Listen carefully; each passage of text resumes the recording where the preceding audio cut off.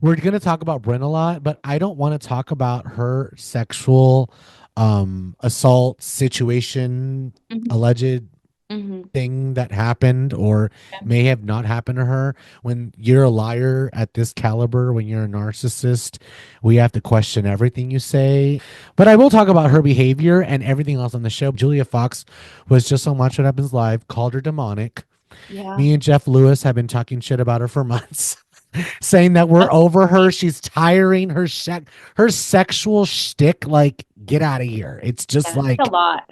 it's a lot. Like the baby voice and like even Aaron was like, it does seem like she would just wants to like poke at Uba and like get this reaction and then be like, She does know who to trigger. She knows who she can get under that person's skin, and she knows the reaction that she's going to get. But it sounds like she's just doing it for the show, just to get ratings, just to have like something, because I don't think any of the other ladies were giving much. I mean, Uba, like she just knew who to attack, and it was her. yeah. What do you think about obviously like everything that's going down? Because it's gotten pretty dark. Like I do want to pull up some tweets because the Twitter sphere of it all is like it's like a whole nother beast and they're like blaming, like the producer that was in the shot. Like did you see the black Yeah. producer? Yeah. Yeah, so I just want to read a couple tweets and I want to get your thoughts on this. Okay.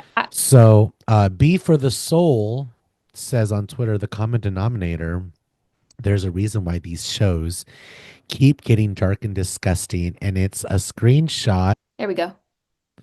It's a Mm. screenshot, and they're like pointing at the producer and they're like saying, like, he's the reason why it gets dark and disgusting. In the replies, at Nicholas Bador says he ruins every show he touches. And then someone says, who? Oh, so Someone he's a says, known producer. This yeah, is someone someone, who's his been name through is the Eric house. Fuller, Okay. and he does Real Housewives of Potomac as well. Oh, And and that's that's in the garbage right now. So people yeah. are like, he's terrible. Yeah, yeah, yeah, yeah, yeah. So this is interesting. So that is in the Twitter sphere. Like, you never know what Twitter's saying.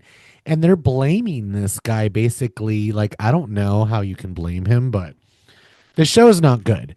But you can't blame him for Brynn. Like, Brynn, what she did was crazy.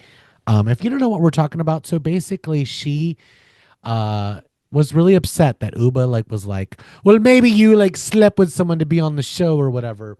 Uba was like throwing out crazy stuff. Yeah. So like two wrongs don't make a right. So like I'm not gonna say Uba's behavior is like fantastic because it isn't. Like there's a conversation that needs to be had there. And I think that's where like Bryn has came in and basically was saying like, why would like I can't believe she would take it there and say that stuff about me, like knowing my sexual history and like knowing that I got like sexually assaulted. And the Right. girls were like, what? Like Uba knows this? And she's like, yeah, like I told her this. So the girls were like really disgusted by Uba and stuff. And then so as the cameras were going down, Jessel was like, I can't.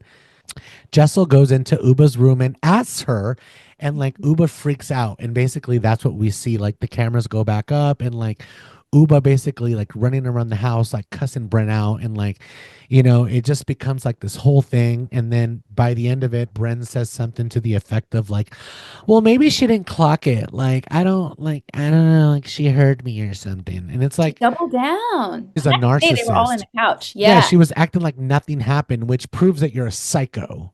But don't you think, I mean, I was thinking this too. Maybe this is like just in a different opinion, but don't you think she's been through like so much childhood trauma that she doesn't know how to properly like fix these types of situations?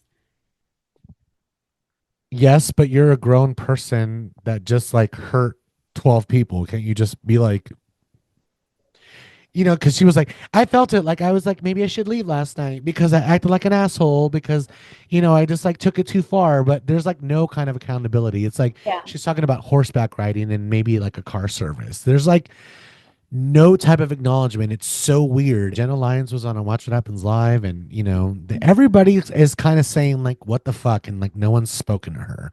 Yeah. Do we So get if to no one has spoken to you, shouldn't you know? Like, I really fucked up. You know what I mean? Like, I don't think she's coming back. I don't think she's coming back either. It kind of reminds me of like the whole Phaedra situation. Do you remember from Real Absolutely. Housewives of Atlanta?